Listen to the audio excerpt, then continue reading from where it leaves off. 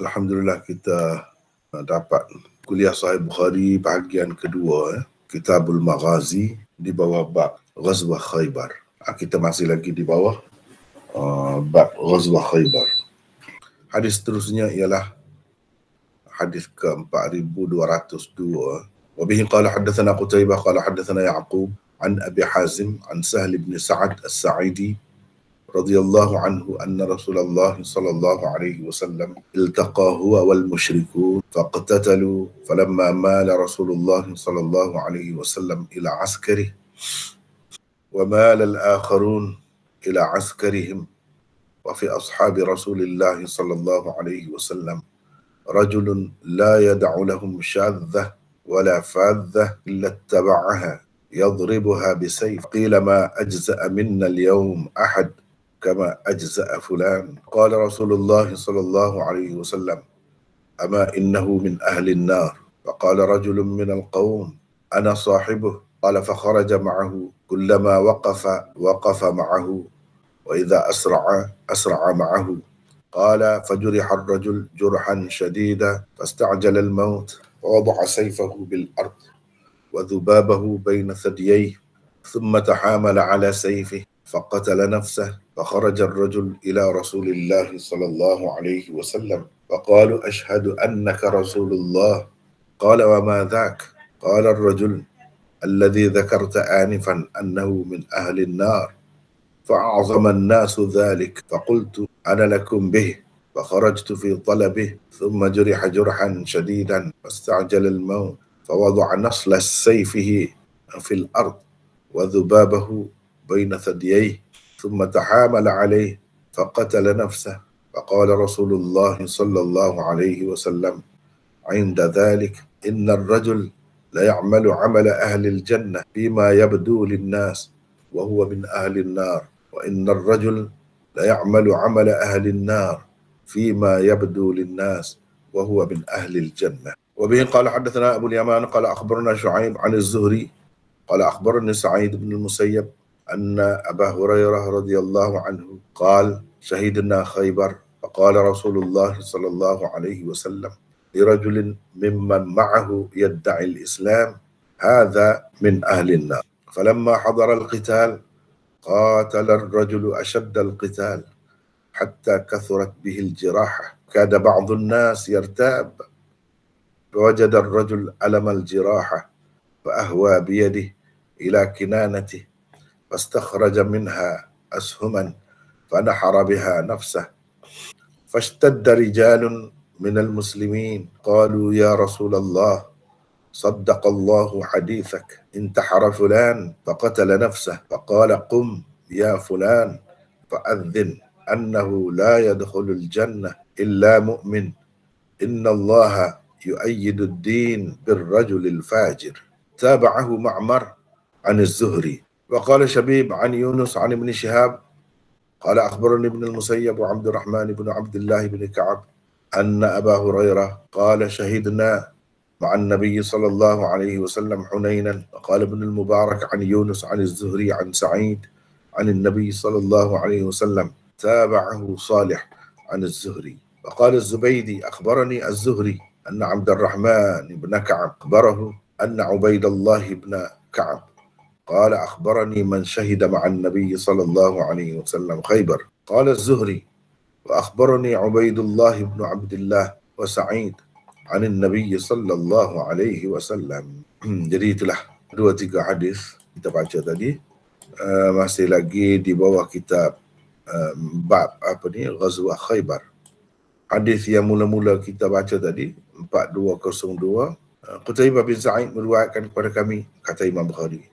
Qutaibah bin Sa'id meriwayatkan kepada kami, katanya Ya'qub meriwayatkan kepada kami, maksud Ya'qub itu Ya'qub bin Abdurrahman al-Iskandarani, meriwayatkan kepada kami daripada Abi Hazim, nama sebenarnya Salamah bin Dinar, daripada Sahal bin Sa'ad As-Sa'idi. Tadi pun kita baca hadis Sa'ad juga. Ini pun hadis dia juga. Beliau meriwayatkan bahawa pernah Rasulullah sallallahu alaihi wasallam maksudnya dan para sahabatnya bertemu atau berhadapan dengan kaum musyrikin, yakni pasukan perang kaum musyrikin. Lalu kedua pasukan berperang.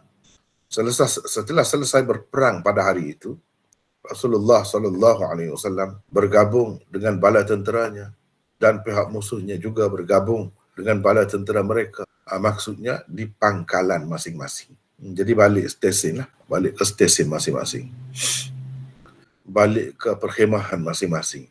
Di kalangan sahabat Rasulullah SAW ada seorang lelaki yang tidak membiarkan mana-mana orang yang terpencil atau terpisah daripada pasukan musuh, melainkan dikejarnya untuk dipenggal dengan pedangnya. Maka berkatalah orang-orang, hari ini tidak ada seorang pun dari kalangan kita berperang sehebat si fulan itu. Tetapi Rasulullah SAW pula bersabda, ketahuilah, sesungguhnya dia ahli neraka. Seorang laki-laki dari sekian ramai yang mendengar sabda Nabi SAW itu berkata, yakni di dalam hatinya, dia kata dalam hatinya, aku akan sentiasa bersamanya. Ana sahibuh, maksudnya aku akan sentiasa bersamanya. Aku tak akan lepaskan dia. Sahal berkata, kemudian dia berangkat bersama orang itu. Apabila orang itu berhenti, dia juga turut berhenti. Apabila orang itu bergegas, dia juga turut bergegas bersamanya. Sahal meneruskan, yakni ceritanya. Kemudian laki-laki itu mendapat luka yang parah dan dia menyegerakan kematian dengan meletakkan hulu pedangnya di tanah dan hujung mata pedangnya di antara dua dadanya, lalu memberatkan diri ke atas pedang itu. Dengan begitu, dia telah membunuh dirinya sendiri. Maka orang yang bersamanya tadi kembali menemui Rasulullah SAW sambil berkata, aku bersaksi bahwa Tuhan adalah benar-benar utusan Allah. Baginda bertanya, kenapa kamu berkata seperti itu? Orang itu menjawab, orang yang Tuhan sebutkan tadi dia ahli neraka telah menyebabkan orang ramai, yakni para sahabat, berasa heran. Aku pula berkata, yakni di dalam hatiku, aku akan menjadi saksi untuk kamu tentangnya. Maka aku keluar mencarinya dan terus mengikutinya. Kemudian setelah dia mendapat luka parah, dia menyegerakan kematian dengan meletakkan hulu pedangnya di tanah dan hujung mata pedangnya di antara dua dadanya, lalu memberatkan diri ke atas pedang itu. Dan dengan begitu dia telah membunuh dirinya sendiri. Maka pada ketika itu bersabdalah Rasulullah SAW, sesungguhnya ada orang yang mengamalkan amalan ahli syurga pada pandangan zahir orang ramai, padahal dia ahli neraka. Dan ada pula orang yang mengamalkan amalan ahli neraka pada pandangan zahir orang ramai, padahal dia sebenarnya ahli syurga. Imam Bukhari dengan sanadnya, tak boleh kita baca semua. Imam Bukhari berkata, Abu Yaman meriwayatkan kepada kami, katanya Syuaib meriwayatkan kepada kami daripada Az-Zuhri. Beliau berkata, Sa'id bin Al-Musayyab meriwayatkan kepadaku bahawa Abu Hurairah radhiyallahu anhu berkata, kami ikut perang Khaybar. Lalu Rasulullah SAW bersabda berkenaan dengan seorang laki-laki, maksudnya yang juga turut berperang bersamanya dan mengaku telah memeluk Islam. Orang ini ahli neraka. Ketika terjadi peperangan, orang tadi berperang dengan sangat berani sehingga banyaklah luka-luka yang dialaminya. Sesetengah orang pula hampir ragu dengan apa yang diucapkan oleh baginda. Setelah mengalami kesakitan akibat luka, dia berusaha menggapai sarung panahnya, lalu mengeluarkan beberapa anak panah dan terus menusuk dirinya sendiri. Melihat keadaan itu, bersegeralah beberapa orang pejuang muslimin datang menemui Rasulullah SAW dan mereka berkata, wahai Rasulullah, Allah telah membenarkan ucapan Tuhan, si fulan telah membunuh dirinya. Maka Nabi SAW bersabda, berdirilah engkau, hai fulan, dan umumkan bahawa tidak akan masuk syurga kecuali orang yang beriman. Sesungguhnya Allah meneguhkan agama ini melalui seorang yang fajir. yakni ada kalanya melalui seorang yang fajir, yakni yang berdosa. Ma'mar menjadi mutabi' kepadanya dalam meriwayatkan hadis ini daripada Az-Zuhri 4204, dan Syabib berkata daripada Yunus daripada Ibn Syihab Katanya Ibnu Musayyab dan Abdurrahman bin Abdullah bin Ka'ab meriwayatkan kepadaku bahawa Abu Hurairah berkata, kami ikut bersama Nabi SAW dalam perang Hunain. Dan Ibnu Mubarak berkata, diambilnya daripada Yunus, daripada Az-Zuhri, daripada Sa'id, daripada Nabi SAW. Salih menjadi mutabi' kepadanya dalam meriwayatkannya daripada Az-Zuhri. Az-Zubaydi berkata, Az-Zuhri meriwayatkan kepadaku bahawa Abdurrahman bin Ka'ab meriwayatkan kepadanya bahawa Ubaidullah bin Ka'ab, orang yang ikut dalam perang Khaybar bersama Nabi SAW, meriwayatkan kepadaku. Az-Zuhri berkata, Ubaidullah bin Abdullah dan Sa'id meriwayatkan kepadaku daripada Nabi SAW.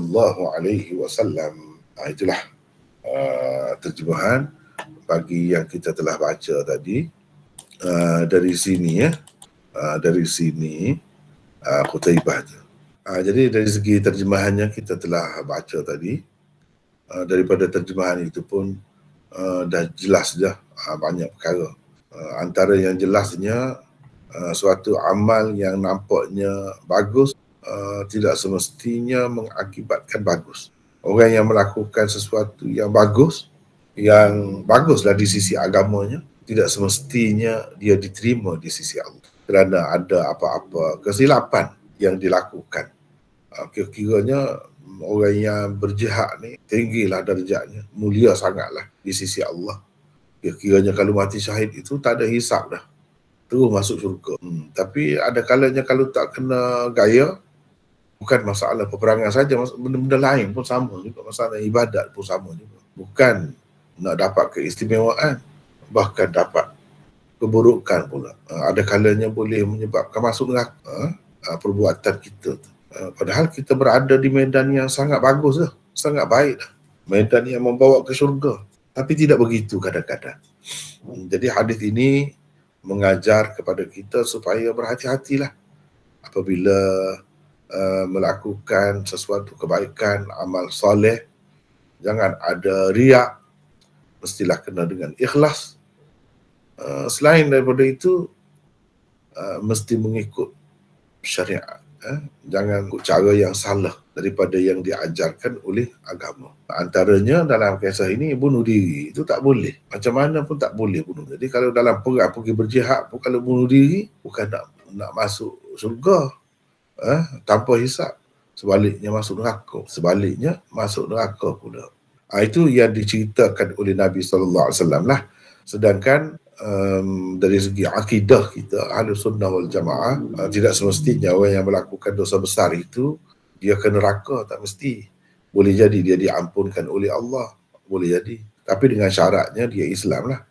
Boleh jadi diampunkan oleh Allah. Jadi kalau diampunkan oleh Allah, selesailah. Tapi apa yang disebutkan oleh Rasulullah dalam hadis ini, perbuatan macam ini pada asalnya memang hukumnya adalah neraka. Dan orang ini termasuk dalam orang yang mengikut hukum asal. Bunuh diri itu akibatnya ialah masuk neraka. Jadi secara tidak langsung ia memaklumkan kepada kita bahawa bunuh diri itu sangat pada pandangan Islam. Walaupun kita dah berjuang dah, tak boleh juga. Jadi tidak mudahlah. Nak bunuh diri ini tak boleh main-main. Apa ni orang kata, pengebom berani mati dan sebagainya itu zaman sekarang ni kena berfikir banyak kali. Kena fikir banyak kali. Pada dasarnya kita letak tak boleh. Itu satu kesalahan. Macam bunuh diri juga. Kecualilah ada keadaan-keadaan yang terpencil. Mungkin tidak termasuk di situ. Kalau tidak, itulah keadaan asalnya. Seperti bunuh diri juga. Jadi hadis ini juga menunjukkan mukjizat Rasulullah SAW. Baginda tahu daripada Allah bahawa orang ini ahli neraka. Padahal kalau dia tidak begitu pun, kalau tak ada dia bunuh diri pun, bila Nabi dah kata begitu, akan begitulah kira-kiranya. Tetapi untuk membuktikan kepada orang ramai, sahabat-sahabat ni, bahawa ada sebab masuk neraka yang Nabi sebut. Bukan tanpa sebab. Kalau kira zahirnya, dia tu setelah berjuang seperti orang-orang lain juga. Setelah berjuang seperti orang lain, kenapa nak masuk nerakanya? Jadi jawabnya, apa-apa amalan agama, kalau tidak mengikut caranya yang betul, bahkan buat dengan cara yang salah, Begitulah boleh jadi akibatnya. Dan apa yang Nabi sebut ahli neraka tu ada bukti. Sahabat-sahabat maknanya telah tahu dah orang yang bunuh diri ni masuk neraka. Maknanya sebelum itu mereka sudah faham dah. Bunuh diri ni akibatnya, hukumannya masuk neraka. Jadi bila dia tengok orang tu buat begitu sungguh, jadi betul lah yang Nabi kata ahli neraka tu. Jadi tak kira sahabat ke ataupun orang biasa ke, kalau melakukan dosa besar, pada dasarnya, pada asalnya, hukumannya ialah neraka. Terutamanya apa-apa yang telah disebut oleh Nabi lah, misalnya bunuh diri, bunuh orang, itu akibatnya neraka. Macam kita sebut tadi, dari segi akidah Ahlussunnah wal Jamaah, boleh jadi Allah SWT mengampunkannya. Kalau mengampunkannya, tidaklah. Tapi peruntukan asal untuknya, itu dia, janji yang asal untuknya ialah neraka. Mana perbuatan seperti itu boleh masuk neraka. Jadi ada di antara sahabat itu. Di sini sebenarnya kalau dalam syarah-syarah tu ada sebut nama, tapi saya tidak pilih itu sebab tidak jelas sebenarnya. Itu pendapat saja kata orang ni. Tapi dalam syarah-syarah termasuklah Fathul Bari, Umdatul Qari dan lain-lain, boleh dikatakan ada sebutlah nama orang ni yang berkenaan ni, yang bunuh diri ni dalam cerita ni mereka katakan Quzman nama dia. Tapi sebenarnya itu berdasarkan riwayat yang sahih, tak ada sebut nama seperti itu. Cuma itu nukilan atas nukilan. Faqala rajulun minal qaum, maka berkata salah seorang daripada yang ramai-ramai ada di situ, ana sahibu, aku akan sentiasa bersama dia. Jadi seorang ni pun ada juga. Kalau kita baca di dalam Fathul Bari umpamanya, dia ada sebut nama-nama tu. Tapi Hafiz Ibn Hajar pun dia berhati-hati juga. Dia tidak sebut riwayat. Maknanya berdasarkan kata orang. Begitu saja, berdasarkan kata orang. Baik, kita tengok di sini. Ini Fathul Bari. Ini dia kata, di kalangan sahabat Rasulullah SAW tak ada satu orang, ya macam tadilah, macam kita baca tadi. Dia kata, waqa'a fi kalami jama'atin mimman takallama ala hadzal kitab anna ismahu Quzman. Orang ni, yang dalam cerita ni, peristiwa ni, bunuh diri ni, itu tersebut dalam kata-kata sekumpulan ulama yang membincangkan kitab ini. Mana baca Sahih Bukhari ni, yang mengajar Sahih Bukhari ke, mana ada tersebut nama dia tu Quzman. Tapi dia tidak sebut berdasarkan riwayat. Sebab itulah, kalau kita perhatikan di dalam Irsyadus Sari, ini Qastallani ni, syarah Qastallani, cuba kita perhati, wa fi ashabi Rasulillah sallallahu alaihi wasallam rajulun qila huwa Quzman. Qila ni menunjukkan pendapat yang tidak boleh dipertanggungjawabkan lah. Hafiz Ibn Hajar sebut beberapa orang yang mengajar Sahih Bukhari ni, yang bincang tentang Sahih Bukhari ni, ada sebut nama orang tu Quzman. Di sini dia sebut qila. Ini lagi jelas. Maknanya bagi Qastallani itu pendapat yang tidak boleh dipertanggungjawabkan. Kalau nak kira dari segi dalil sebenarnya tak jelas, tak ada yang sahih. Kalau kita pakai ini, mana Quzman ini Az-Zafari, nisbah kepada Bani Zafar, salah satu cabang lah puak Ansar, salah satu pecahan puak Ansar. Kunyahnya ialah Abul Ghaidaq, itu kunyahnya Abul Ghaidaq. Kemudian faqala rajulun minal qaum tadi, bila dah Nabi kata dia ni ahli neraka, maka berkatalah satu orang dalam ramai-ramai tu, sahabat tu yang ada tu, nama dianya Aktham bin Abil Jaun Al-Khuzai, itu nama dia. Setengah tu dalam setengah kita Aktham. Jadi bahasa Arab ni tak tu tukar kepada tak, itu biasalah Aktham bin Abil Jaun. Tapi ini berdasarkan riwayat lain sebenarnya. Berdasarkan riwayat lain. Dalam riwayat ini tak ada sebut nama tu. Sebab itu saya tidak tulis di sini. Nama yang bunuh diri itu pun saya tak tulis. Sebab itu sebenarnya tak kuat. Dan begitu juga orang yang mengikuti dia tu, menyaksikan apa yang dilakukan olehnya itu pun dalam riwayat ini tak ada sebut. Maknanya dia pergi itu berperan juga dia pun. Cuma dia tak lepas lah. Tetap ada dalam perhatian dia orang tadi itu. Manakala berhenti, dia berhenti juga. Kalau orang tu bergegas ke mana-mana, dia pergi juga. Jadi bila duka teruk, maknanya di sini pengajarannya kalau teruk tak boleh nak bunuh diri. Tidak mengharuskan bunuh diri. Macam orang sakit teruk, sebabnya begini, dalam setengah-setengah negara barat tu kan, dia memang boleh minta doktor bunuh kita. Dan doktor tu dikira tidak bersalah. Tapi kena ada surat lah. Surat bahawa dia membenarkan begitu. Diperlakukan terhadap itu dibolehkan. Dia kira bunuh kerana kesian belah. Bunuh kerana kesian belah. Dalam Islam tak boleh. Sakit macam mana, teruk, berapa kali koma pun tak boleh. Sehingga Allah SWT ambil nyawa kita. Mana kena sabar. Macam mana? Tunggulah. Berapa banyak kes yang macam tu, yang doktor kata tak ada harapan. Lepas tu elok pun. Segar pula lepas tu. Tak ada apa. Lama lagi, panjang umur lagi. Berapa ramai yang macam tu. Dengan sebab itu tak boleh. Itu termasuk dalam bunuh diri juga. Kita suruh orang bunuh kita. Walaupun apa alasan kita pun tak boleh. Jadi bunuh diri ni satu dosa besar. Jadi kesalahan orang ni sebab itulah nak cepat mati. Sebab dia sakit kan. Nak cepat mati, jadi buat gini lah. Ini dalam hadis ini. Lepas tu orang yang pergi tengok tadi tu cepat-cepat mari kepada Rasulullah bersaksi, asyhadu annaka Rasulullah. Nabi kata, kenapa kamu kata begitu? Dia kata, orang yang tadi kamu sebut ahli neraka tu, dan ramai sahabat-sahabat berasa heran lah. Kenapa? Kalau macam ni, dalam riwayat yang lain lah sebut, kalau orang macam ni pun ahli neraka, kita ni macam mana? Begitu aktif dalam peperangan itu, nampak bersungguh, berani, banyaklah dia bunuh orang kafir. Jadi ramai sahabat ni mana bahasa macam mana, pelik lah. Tapi dia katalah, saya pun bila tengok keadaan itu, saya dalam hati saya kata saya akan menjadi saksi untuk kamu tentang orang ni. Jadi saya pun tunggu dia. Begitu ceritanya. Akhirnya dia cerita orang tu bunuh diri. Sebab itu akhirnya Nabi SAW kata, manusia ni ada kalanya dia beramal dengan amalan ahli syurga pada pandangan zahir orang. Pada pandangan zahir orang, begitulah. Sedangkan dia ahli neraka. Jadi banyak perkara tu ulama-ulama bahas. Macam mana amalan ahli syurga tapi dia tu ahli neraka. Maksudnya pada pandangan orang, dia bersemayang tu baguslah. Jadi orang soleh lah. Padahal dia nak menunjuk-nunjuk contohnya. Dia tidak ikhlas. Dia berpura-pura.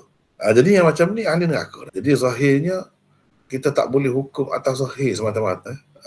Bila nampak baik tu kita tu nak kata baik. Barulah selamat sebenarnya kalau kita duduk sini. Tidak adalah timbul masalah taksub, masalah pengkultusan sekarang disibuk-sibuk kan.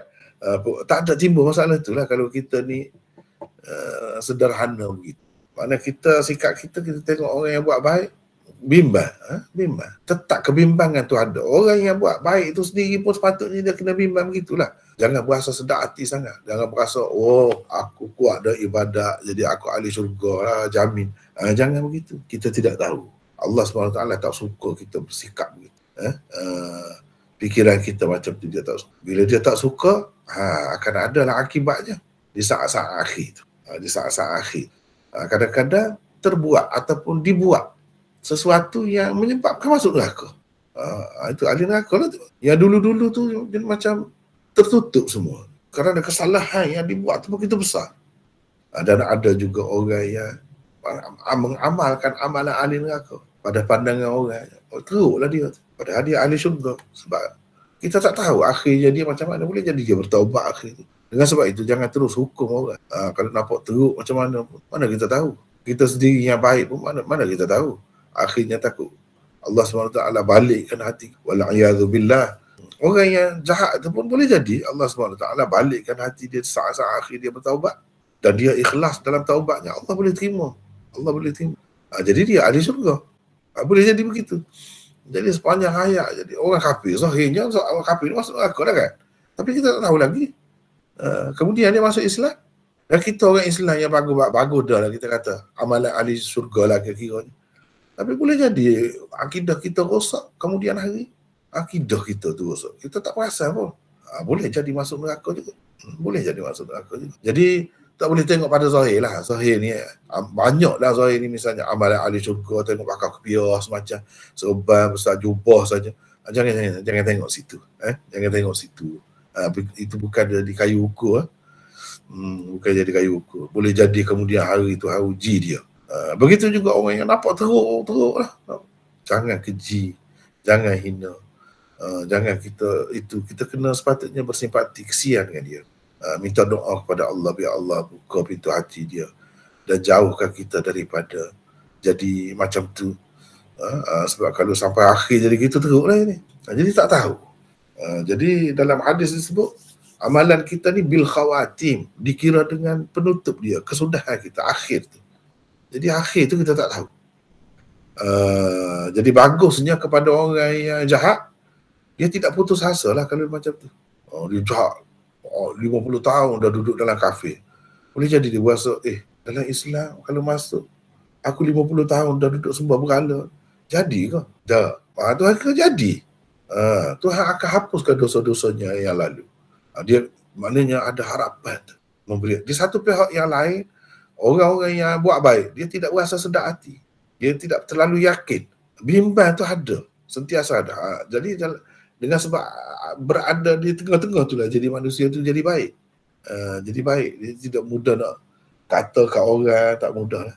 Sebab kita pun boleh jadi macam dia.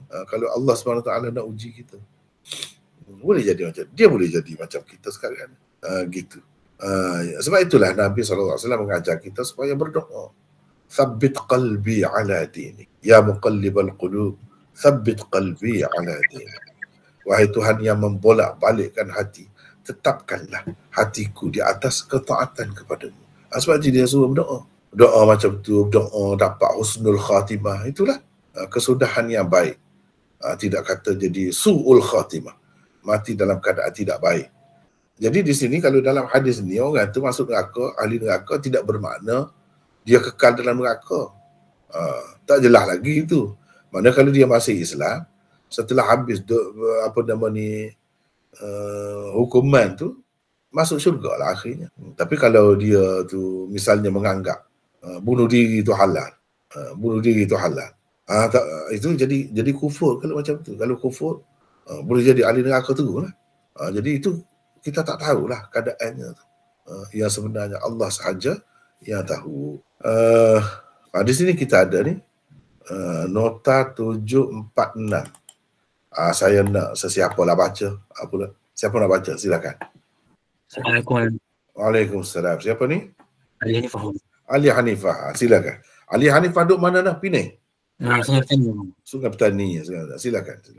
746. Ya. Menurut sesetengah ulama, peristiwa peperangan yang tersebut di dalam hadis Sahal bin Sa'ad ini adalah peristiwa peperangan Khaybar. Al-Aini pula berpendapat tidak sepatutnya hadis ini terletak di bawah bab perang Khaybar, kerana zahirnya langsung tidak menunjukkan ia berkenaan dengan perang Khaybar. Di dalamnya langsung tidak tersebut asal Khaybar. Sesetengah orang bersikap melulu apabila mengatakan hadis ini sama seperti hadis Abu Hurairah seperti selepas ini yang menceritakan kisah yang sama, iaitu kisah perang Khaybar. Sedangkan hadis Abu Hurairah itu jelas menceritakan peristiwa yang berlaku di Khaybar. Hadis ini pula tidak. Lafaz matan teks kedua hadis tersebut berbeza sekali. Orang yang mengamatinya akan tahu perbezaannya. Sekejap Ali, sekejap Ali. Saya nak tunjuk di sini. Ni Aini kata dalam kitab Umdatul Qari. Dia kata, la wajha li dhikri hadzal hadith huna. Tak ada sebab. Dia heranlah kenapa Imam Bukhari letak hadis di sini. Li'annahu laysa fihi ta'alluq ummah bi ghazwati Khaybar zahiran. Langsung tidak ada kaitan dengan perang Khaybar. Kalau kita baca hadis ni, satu tempat pun tak ada sebut. Ini peristiwa Khaybar. Perkataan Khaybar tu tak ada. Jadi dia kata orang yang setengah-setengah pihak tu melulu lah bagi dia. Ta'assuf, melulu. Apabila dia mengatakan hadis ini sama dengan hadis Abu Hurairah selepas ni. Ini kan? Hadis ni, hadis 4202. 4203 akan datang. Itu hadis Abu Hurairah. Dia kata hadis ni sama dengan hadis Abu Hurairah. 4203. Ni hadis Abu Hurairah. Tadi hadis Sahal bin Sa'ad. Di sini dia ada sebut syahidna Khaybar. Jelas sebut Khaybar. Tadi tak ada sebut Khaybar. Jadi kenapa semestinya kita kaitkan dengan Khaybarnya? Sedangkan tidak ada petunjuk dalam hadis itu yang menunjukkan kepada kita bahawa peristiwa itu berlaku dalam perang Khaybar. Kemudian kalau kita tengok banyak tempat juga kata dia, mana bagi Al-Aini lah, dia tidak setuju. Ini mungkin mungkin kesilapan penyalin. Sepatutnya hadis ni dia letak di lain, Imam Bukhari letak di lain, dia mari letak di sini. Mungkin begitu. Ataupun mungkin Imam Bukhari sendiri yang letak, cumanya dia tak nampaklah perkaitan tu.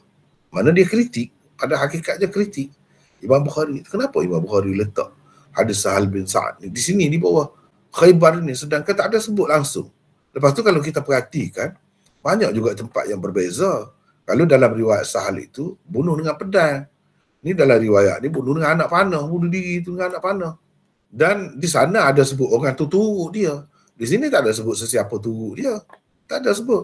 Bahkan ramai sahabat-sahabat tu yang pergi cerita kepada Rasulullah. Bila dengar Rasulullah kata dia ni ahli neraka, cepat-cepat mereka pergi bertemu dengan Rasulullah dan cerita. Saddaqallahu hadithan. Allah membenarkan cerita kamu tu. Begini. Lepas tu ada di sini sebut, qum, wahai fulan, hai fulan, bangun, pergi isytiharkan, umumkan kepada orang ramai bahawa tidak akan masuk syurga kecuali orang mukmin. Jauh tu. Kemudian di akhir dia Allah meneguhkan agama ini ada kalanya dengan orang yang fasik, dengan orang yang berdosa, dengan orang yang berdosa. Jadi banyak perbezaan itu. Sebab itu Al-Aini dia tidak setuju. Hadis Sahal bin Sa'ad ini 4202 ini dikaitkan dengan perang Khaybar. Baik. Sesetengah orang bersikap melulu, sedangkan hadis Abu Hurairah itu jelas menceritakan peristiwa yang berlaku di Khaybar. Hadis ini pula tidak. Lafaz matan, yakni teks kedua hadis tersebut berbeza sekali. Jadi mengikut Al-Aini gitu. Jadi orang yang mengamatinya akan tahu perbezaannya. Dia kata, dia tak setuju sebab Hafiz Ibn Hajar ni kan tulis syarah Sahih Bukhari lebih awal daripada dia. Hafiz Ibn Hajar cenderung ke situ. Walaupun dia tidaklah dengan jelas juga kata begitu, tapi dia cenderung ke situ. Dia cuba menjamakkan dua hadis itu dengan mengatakan itu peristiwa yang sama. Bagi Al-Aini dan segolongan ulama yang lain, mereka mengatakan ini peristiwa yang berbeza ni. Berbeza ni, bukan peristiwa yang sama. Sebab apa? Banyak sangat perbezaan. Dan untuk Nabi SAW mengatakan orang ni ahli neraka dalam satu peperangan, itu mungkin saja boleh berlaku. Sebab apa? Peperangan yang berlaku zaman Nabi bukan satu, dua, banyak. Jadi mungkin saja benda ni berlaku. Teruskan Ali, teruskan. Mana Ali? Maulana tanya sikit ya. Ya, silakan. Ya, jadi waktu tu bukan tu macam mana pendapat Maulana pula. Kan itu kata dia tak ada kaitan dengan perang Khaybar. Jadi maknanya dalam perang mana kalau tidak perang Khaybar? Ada yang kata dalam perang Hunain. Nanti kita baca nanti. Ada yang kata dalam perang Uhud.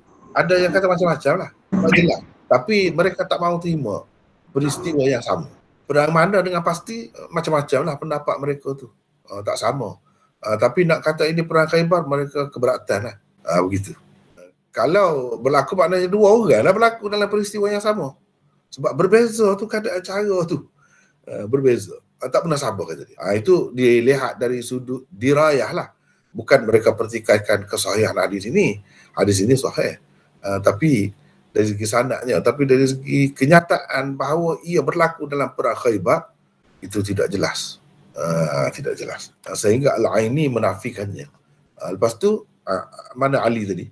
Silakan baca lagi. Menurut Ibnu At-Tin, hadis Sahal bin Sa'ad ini tidak menceritakan peristiwa yang berlaku dalam peperangan Khaybar. Ia berkaitan dengan peristiwa yang berlaku dalam peperangan lain. Ibnu Al-Jauzi di dalam kitabnya Mushkilu Sahihain dengan tegas mengatakan ia peristiwa yang berlaku dalam perang Uhud. Sekejap lah. Cuba tengok ni. Ini khilaf ni. Ibnu Tin ni salah seorang pensyarah Sahih Bukhari. Ibnu Al-Jauzi tidaklah dia ada syarah Sahih Bukhari, tapi dia buat Mushkilu As-Sahihain. Dalam kitab dia mengumpulkan bahagian-bahagian yang muskil, yang menimbulkan kemuskilan lah di dalam Sahih Bukhari dan Sahih Muslim. Ini tempat yang menimbulkan kemuskilan juga. Kenapa Imam Bukhari letakkan hadis Sahal bin Sa'ad di bawah bab Ghazwati Khaybar? Itu kemuskilan. Sedangkan tak ada jelas di sini. Tersebut di dalam hadis itu Khaybar, tak ada jelas. Cuma ada orang bunuh diri. Bunuh diri boleh jadi dalam peristiwa yang berlainan, boleh berlaku. Sehingga Ibnu Jauzi dengan yakin, dengan tegas mengatakan dalam perang Uhud. Tapi Hafiz Ibn Hajar tak mahu terima. Sebab dia kira kalau perang Uhud, Sahal bin Sa'ad umur berapa pada ketika dia faham banyak pula. Teruskan ni, ada pandangan Hafiz Ibn Hajar. Pada pandangan Hafiz Ibnu Hajar, Ini jatuhnya. pada pandangan Hafiz Ibnu Hajar mengatakan ia peristiwa yang berlaku dalam perang Uhud.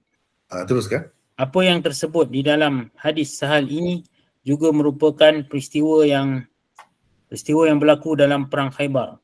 Hadis Abu Hurairah dan hadis Sahal sebenarnya menceritakan peristiwa yang sama dan ia berlaku semasa perang Khaybar. Cuma ada sedikit perbezaan di antara kedua riwayat itu. Di dalam hadis Sahal tersebut orang itu membunuh dirinya dengan pedang. Hadis Abu Hurairah pula menyebutkan orang itu telah membunuh dirinya dengan anak panah. Boleh jadi orang itu mula-mulanya cuba membunuh diri dengan anak panah. Setelah tidak berjaya membunuh diri dengannya, dia membunuh diri dengan pedang pula. Apa yang berlaku ialah perawi hadis ini menyebutkan satu alat iaitu pedang untuk membunuh diri. Sementara perawi hadis yang satu lagi menyebutkan alat yang lain pula iaitu anak panah. Lihat Fathul Bari jilid 7 surat 472. Sekejap Ali. Di sini Hafiz Ibn Hajar cuba mengatakan bagi dia tepat dah Imam Bukhari letak hadis Sahal di sini walaupun tidak ada sebut Khaybar, tetapi peristiwa yang sama. Kelebihannya apabila kita kata peristiwa yang sama, makna benda macam ni tidak banyak kali berlaku. Sekali saja kalau ada pun. Ini suatu perkara yang ganjil lah. Semata-mata kita kata untuk pengajaran, peringatan kepada orang-orang mukmin. Kalau kita kata dua, mana tak sekurang-kurangnya dua ramai.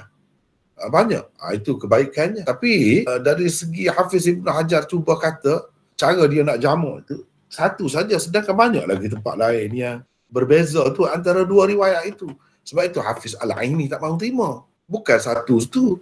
Hafiz Ibn Hajar pun dia tak ada hujah, tak ada dalil yang mengatakan mula-mula dia boleh jadi saja, dia kata boleh jadi orang itu mula-mulanya cuba membunuh diri dengan anak panah. Tapi bila tidak berjaya, lambat mati, dia pun pacak. Jadi Hafiz Ibn Hajar ambil daripada mana tu?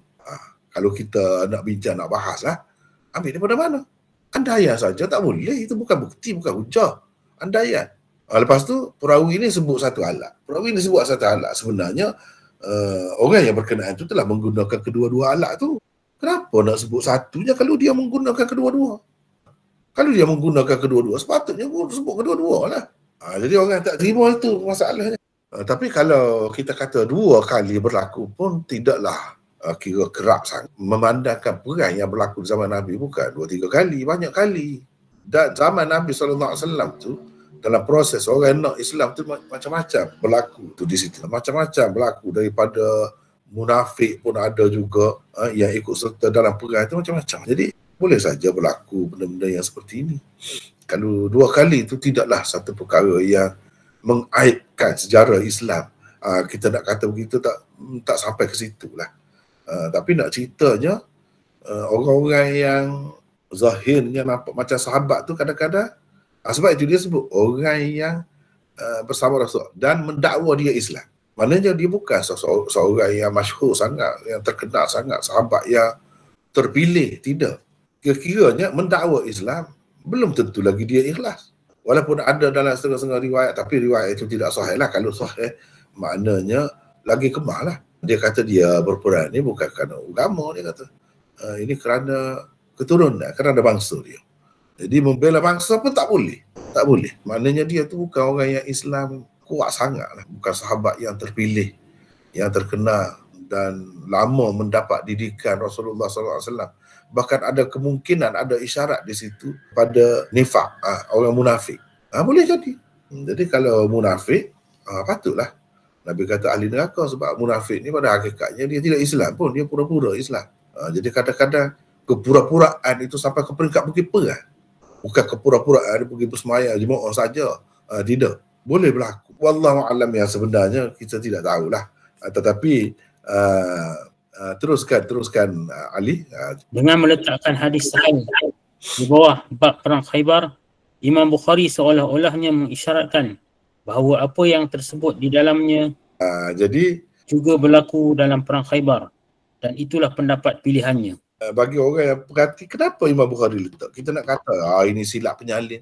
Taklah, sebutlah dulu nuskah mana yang silap penyalin. Yang hadis ni tidak ada di sini. Semua ada. Nuskah mana-mana. Kalau berbeza pun tentang perkataan-perkataan begitu ya. Dari segi hadis ni ada di sini. Menunjukkan ia memang sengaja diletak oleh Imam Bukhari. Sebagaimana orang yang dah biasa belajar Sahih Bukhari ni, dia tahulah cara Imam Bukhari ni pelik sikit. Kadang-kadang hadis yang tidak terang dia letak situ. Dia nak kata hadis ni pun sama dengan hadis yang dekat dengan dia tu. Maknanya cerita dalam peristiwa yang sama walaupun tak ada sebut. Itu bagi dia lah, itulah pendapat pilihan dia. Ini perkara ni saya dapat di sini, bukan dalam Fathul Bari apa di sini. Dalam Kashful Bari, syarah Bukhari dalam bahasa Urdu. Cuba tengok di sini. Dia kata Imam Bukhari ने हजरत सहल की रिवायत ग़ज़वा खैबर में बयान की, जिससे मालूम होता है कि उनका रुझान भी यही है कि ये वाक़या खैबर का है. Maknanya Imam Bukhari letak di sini. Ini yang saya ambil daripada sini. Bukan ambil daripada satu tempat, daripada Fathul Bari saja ke tidak. Saya tengok semua, saya ambil mana-mana yang kita fikir sesuai lah untuk diletakkan di sini. Jadi ada hikmah, ada tujuan Imam Bukhari letak tu. Itulah keunikan dia dalam menyusun kitab dia ni, Sahih Bukhari. Jadi dia nak isyarat bahawa yang tersebut di dalamnya juga berlaku dalam perang Khaybar. Maknanya peristiwa yang sama lah. Maknanya apa yang dikatakan oleh Hafiz Ibn Hajar itu, Ibn Hajar kira-kiranya nak bela Imam Bukhari lah. Imam Bukhari letak di sini ni kerana bagi dia hadis riwayat Sahal bin Sa'ad itu juga menceritakan tentang peristiwa dalam perang Khaybar, bukan dalam perang lain. Dan itulah pilihannya. Jadi pilihan dia lah. Kalau orang lain nak pendapat macam lain, itu terpulang lah masing-masing lah.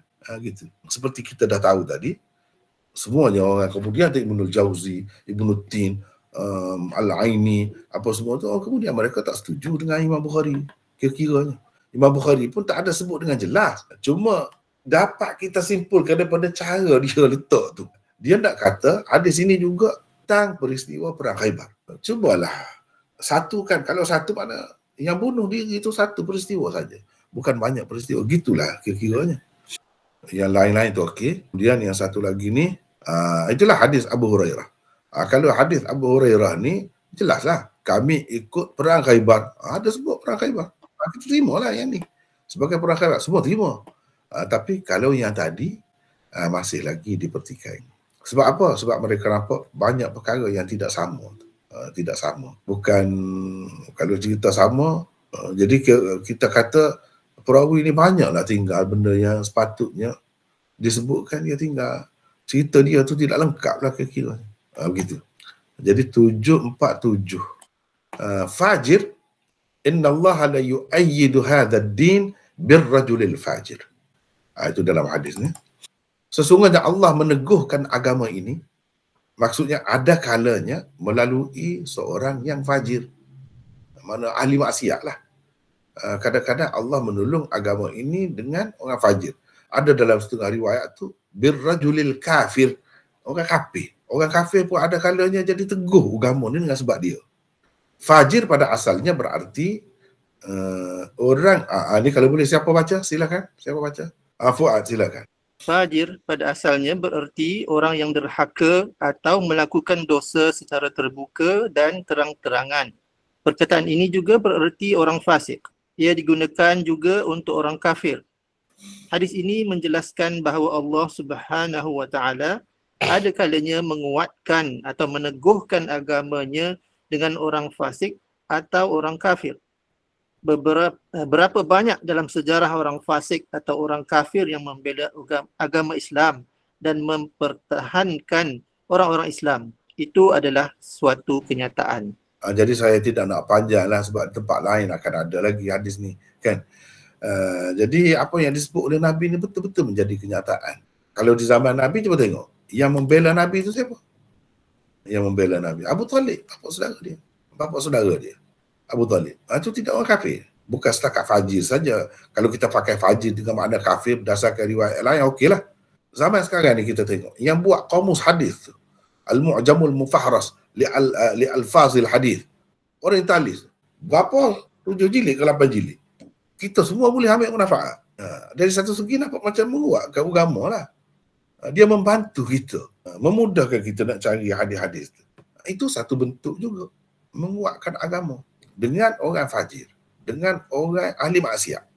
Berapa ramai pemimpin-pemimpin dalam dunia ni, dia kaki arak ada dalam rumah dia, tapi dia bab dakwah ni dia suka bab dakwah. Gitu. Padahal tak kira dia tu fasik lah. Bab dakwah ni dia suka, dia menganjurkan itu, menganjurkan ini. Kadang-kadang begitu. Dengan sebab itu Islam jadi kuat. Jadi jangan kita ingat Islam ni jadi kuat semata-mata dengan sebab orang Islam yang tulen semata-mata. Tidak dia. Ada kalanya Allah SWT buat macam tu. Macam-macam lah hikmah Allah SWT ni. Kadang-kadang macam sekarang ni, orang Islam difitnah, akhir sekali orang kafir tu jadi memberi perhatian apa Islam. Dan ramai pula masuk Islam. Cara itu Allah SWT nak tarik orang kepada Islam. Dan banyak lagi yang lain. Yang lain contoh-contoh banyak sangat. Jadi kita tak boleh kata kalau orang tu buat kerja agama, maka teruslah dia tu orang baik. Boleh jadi di samping itu dia ada sifat fajir itu ada. Dia tetap akan dikatakan sebagai fasik. Lalu dia melakukan dosa-dosa besar secara terbuka, secara terang-terangan begitu. Dan derhaka kepada Allah, fasik. Tapi kita kena sedar. Kenyataannya juga, kalau orang tu misalnya, dia tak ikut sunnah, tak ada janggut pun. Tapi dia memerintah, dia fikir untuk orang Islam. Dia membangunkan orang Islam, ekonomi orang Islam gitu gini. Dia lah yang mengadakan bank Islam contohnya. Adakah dia tu jadi soleh, jadi tidak fasik, jadi adil dengan sebab tu? Tak. Dia tetap fasik lah, fajir lah. Tapi dia telah menguatkan Islam tu ikut mana-mana pun. Agama Islam jadi kuat dengan sebab dia. Jadi ini supaya kita berfikir panjang lah. Jangan tengok seseorang tu dari satu sudut. Kurang dia saja. Kalau kita ada janggut, ada serban, dia tak ada janggut, tak ada serban, tapi dia banyak buat Islam tu dari sudut tu. Kita kena menghargai juga dia. Sebab dia pun menguatkan agama juga dengan cara dia. Cumanya tak sempurna lah. Alangkah baiknya kalau dia tu orang yang soleh, orang yang adil, orang yang tak ada buat maksiat, lepas tu buat kerja agama pula. Itulah yang terbaiknya. Tapi nak ceritanya kenyataannya. Dalam kehidupan ni kadang-kadang agama tu jadi kuat dengan orang macam tu. Kalau kita tengok zaman penjajah dulu, nak merdeka setiap negeri tu, macam-macam boleh tengok lah, presiden ke, Perdana Menteri ke, macam-macam kita dengar cerita kan. Kalau dengar cerita tu, betul-betul lah. Bila merdeka, Islam. Lepas tu Islam jadi agama ke, negara, agama rasmi ke, agama apa ke, kebangsaan ke. Jadi gitu. Siapa yang usaha tu? Yang pergi bagi nak merdeka? Dia lah. Orang-orang macam tu lah. Banyak tu negara-negara Islam. Kalau mengikut ulama-ulama, tak lulus lah kira-kira. Tapi kenyataan menunjukkan Allah telah mengguna dia. Mana Allah kira lah tu hak fasik dia, hak jahat dia tu suku. Allah kira lah tu jasa dia tu untuk umat Islam. Untuk umat Islam. Dalam keadaan dia tu serba kurang pun.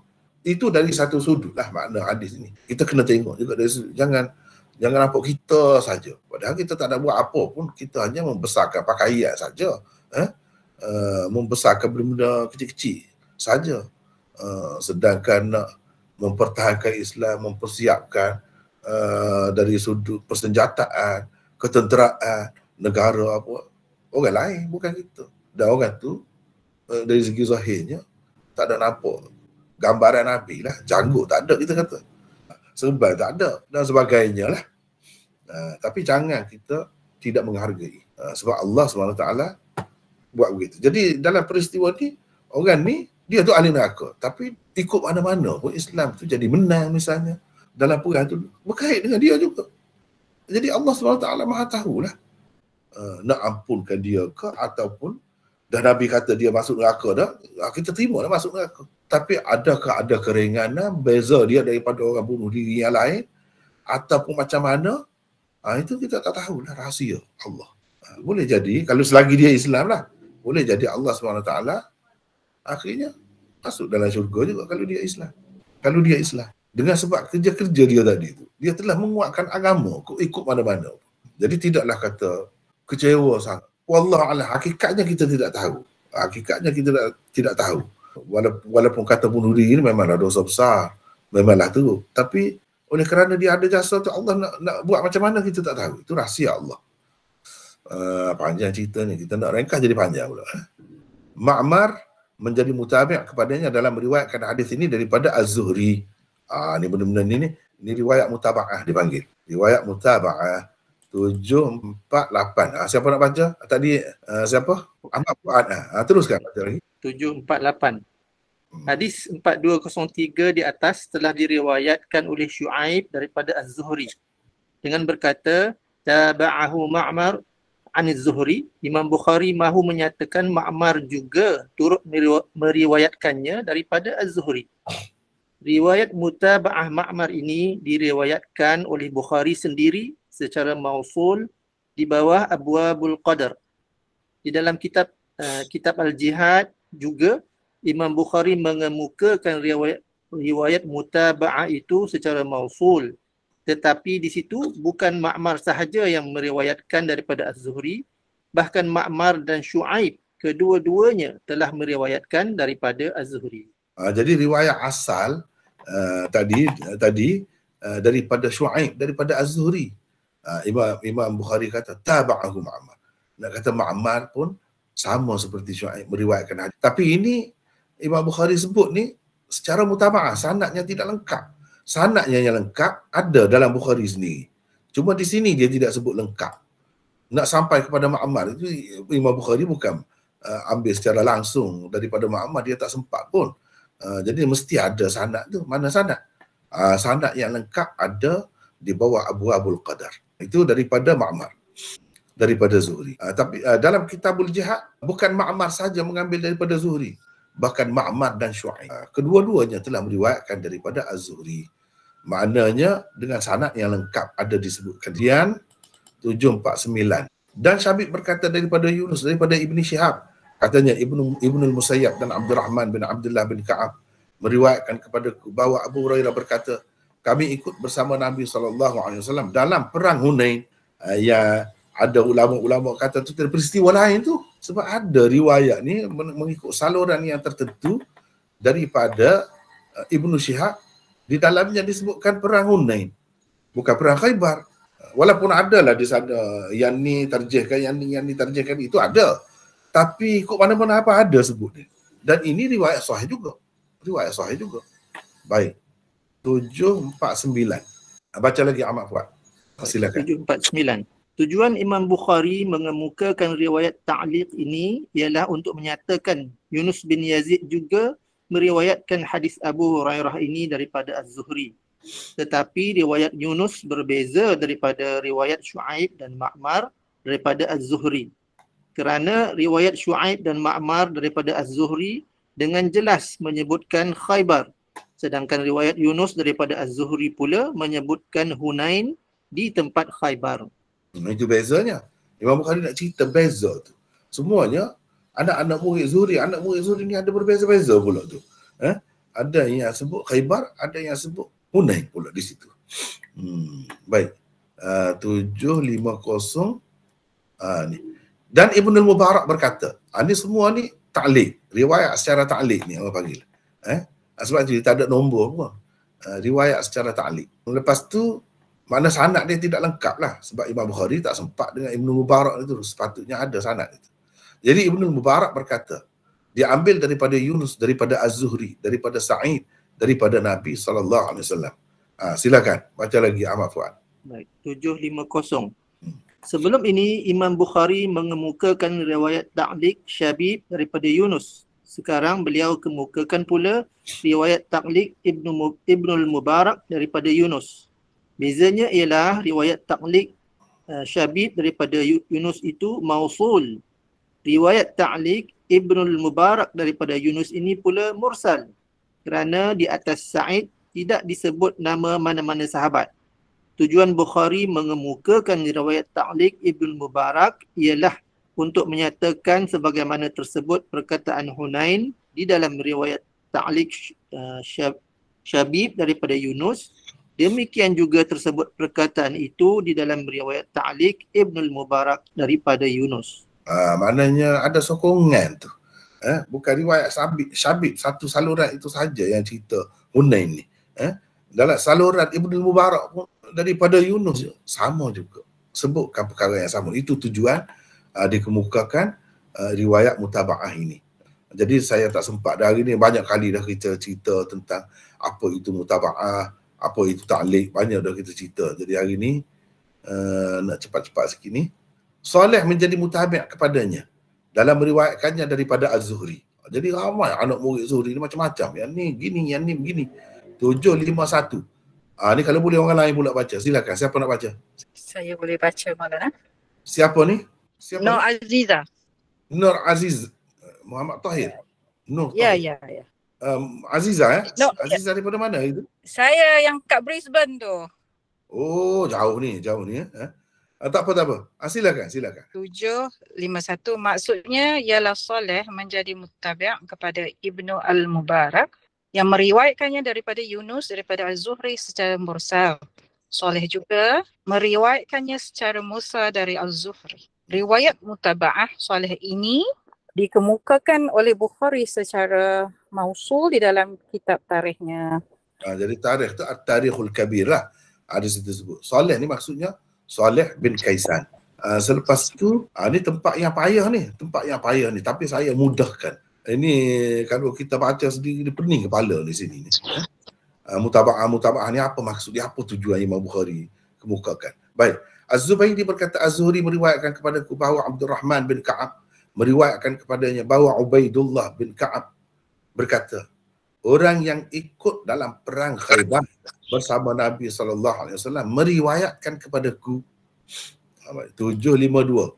Sila Azizah lagi baca lagi. Sila. Boleh? Boleh. Sebelum Sila. ini Bukhari telah mengemukakan riwayat ta'liq Syabib. Sekarang beliau mengemukakan pula riwayat ta'liq Al-Zubaydi dengan berkata waqala Az-Zubaydi. Tujuannya ialah untuk mengatakan perbezaan di antara dua riwayat itu. Di dalam riwayat ta'liq Syabib tersebut Abdurrahman bin Abdullah bin Ka'ab. Di dalam riwayat ta'liq Az-Zubaydi ini pula tersebut Abdurrahman bin Ka'ab. Dengan tujuan meringkaskan, di dalam riwayat ta'liq Az-Zubaydi dibuang nama Abdullah yang merupakan bapa Abdurrahman dan dikatakan Abdurrahman bin Ka'ab sahaja, padahal yang lengkapnya ialah Abdurrahman bin Abdullah bin Ka'ab. Itu maksud kenapa Imam Bukhari bawa tu. Dia nak cerita ni perbezaan saluran riwayat tu ada maksud masing-masing. Baik. Teruskan.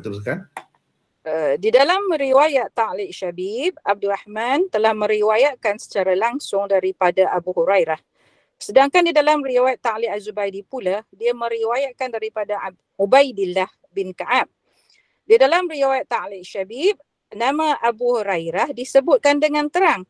Di dalam riwayat ta'liq Az-Zubaydi pula, tidak tersebut nama mana-mana sahabat dengan terang. Sebaliknya perawi berkata, orang yang ikut dalam perang Khaybar bersama Nabi SAW meriwayatkan kepadaku.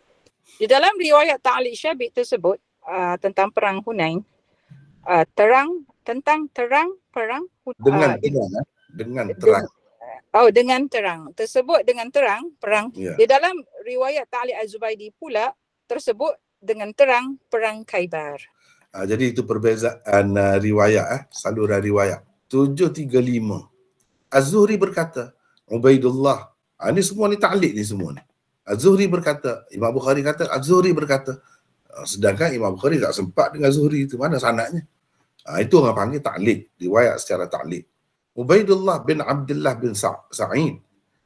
Ubaidullah bin Abdullah dan Sa'id meriwayatkan kepadaku daripada Nabi SAW. 753. Ini kita bagi orang lain pula lah supaya tidak penat seorang-seorang. Siapa nak baca? Last ni. Arsyad, silakan. 753.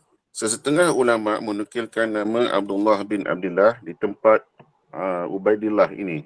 Kedua-duanya itu Ubaidillah dan Abdullah adalah cucu Sayyidina Umar radhiyallahu anhu. Riwayat ini juga mursal.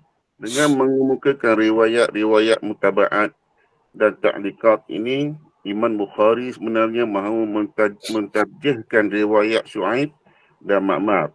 Di samping mengisyaratkan juga kepada banyaknya saluran riwayat ini.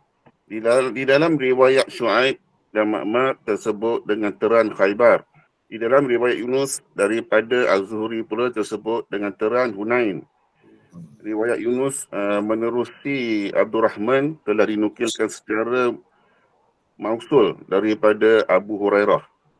Setelah itu Imam Bukhari riwayat ta'liq Az-Zubaidi, di dalamnya Abdul Rahman menyebut dengan terang Khaybar. Riwayat-riwayat yang tersebut di dalamnya Hunain itu ada yang mausul dan ada juga yang mursal. Di dalam sesetengah salurannya di tempat perkataan Hunain tersebut perkataan Khaybar. Kerana itu riwayat Syu'aib dan Ma'mar lah yang sahih dan rajih.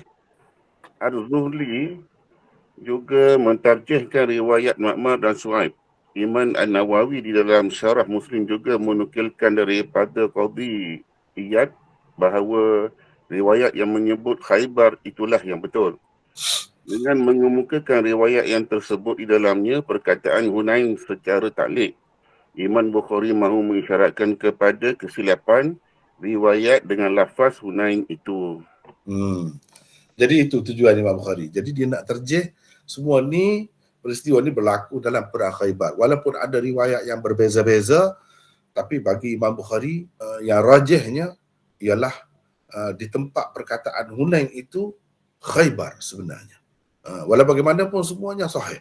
Kalau ada orang yang nak kata ini menunjukkan dua peristiwa yang berbeza, dalam riwayat daripada Zuhri sendiri pun ada yang sebut apa. Mana dari segi hujah kuat juga. Dia ada hujah juga bagi orang yang kata begitu. Jadi terpulang kepada masing-masing lah. Walaupun di sini macam Az-Zuhli, guru Imam Bukhari, Qadhi Iyad, dan dipersetujui oleh Imam Nawawi, sama seperti Imam Bukhari. Mereka semua mentarjihkan, mengatakan riwayat yang asal dia tu, yang tadi, yang kita baca tadi, menyebutkan Khaybar itu lebih rajih dan lebih sahih. Gitu saja.